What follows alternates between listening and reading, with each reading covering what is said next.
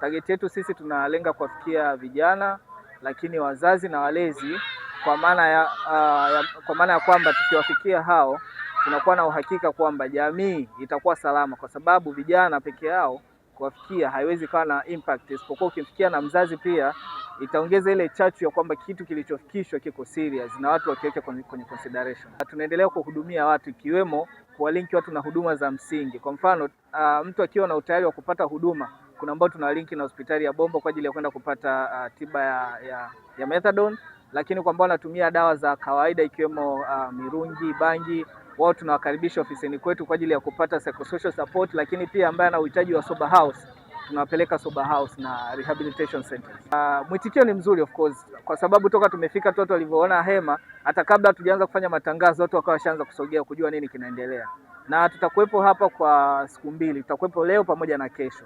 Lengo ni kuwafikia wananchi, kuwafikia wananchi kwa maana ya kuwapa elimu, lakini pia na kuwapa ushauri na saha ili waweze kufanya maamuzi sahihi kwenye maisha yao. Ni muhimu sana kuwafuatilia, kwa sababu kumwelimisha mtu ni jambo moja, lakini kumfuatilia na kumkumbusha na kumweka katika mstari ni jambo jingine. Kwa sisi tumekuwa tukitoa elimu sio hapa tu, lakini hata tunapokuwa kwenye mikutano yetu, lakini pia tunaenda kutembelea mashule za sekondari ambapo tunategemea tunakuwa na vijana wengi. Tumekuwa tukizunguka katika vijio vya mabodaboda tukitoa elimu. Kwa hiyo hawa vijana tunawafikia mara kwa mara. Kwa hili tulipopata support ya wenzetu wa Gift of Hope, tumeweza kuwafikia kwa wingi, lakini pia kupata huduma nyinginezo. Wapo baadhi ya vijana unakuta wanatumia hizi dawa, lakini tumekuwa tukichukua hatua mbalimbali kama polisi, lakini pia kama ambavyo nimetoka kuzungumza hapo awali, tunaendelea kuwaelimisha vijana wetu, wazazi pia, kwa sababu wazazi ndio wenye jukumu kubwa la kuzungumza na hawa vijana, waachane na hizi habari, kuachana na makundi mabaya, waache kufuata mikumbo ambayo mwisho wa siku yanaharibia maisha yao. Kwa sisi tuko pamoja katika kuhakikisha hili tunapambana nalo. Mimi kwanza kwa upande wangu nashukuru sana, kwa sababu nilikuwa sijijui niko kwenye upande gani. Lakini kwa kufikia kwa sasa hivi majibu niliyoyachukua, basi najijua afya yangu ikoje, sababu hiyo ni siri yangu.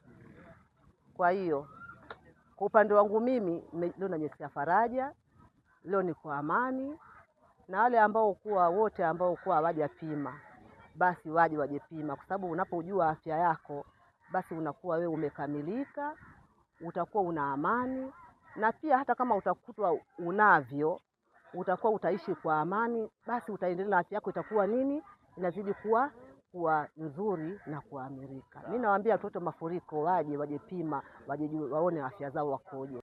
Jambo hili nimepokea vizuri sana, na mambo mazuri kujielewa afya yako uliokuwa nayo. Unapima, ukishajitambua afya yako uliokuwa nao basi unaendelea na unakula dawa na mazoezi mazuri, unafanya kazi zako, chakula kwa wakati, kazi kwa wakati, maisha yanaendelea. Mimi nimeweza kwa sababu hata kama ninao nitakuwa nao. Ni bora kwamba nijue kwamba hata kama ninao nijue kwamba natumia dozi kwa sasa. Mimi dawa ya kulevya, vijana tu waje, kila mtu anajua kwamba kama natumia itajulikana ili ipate huduma kamili.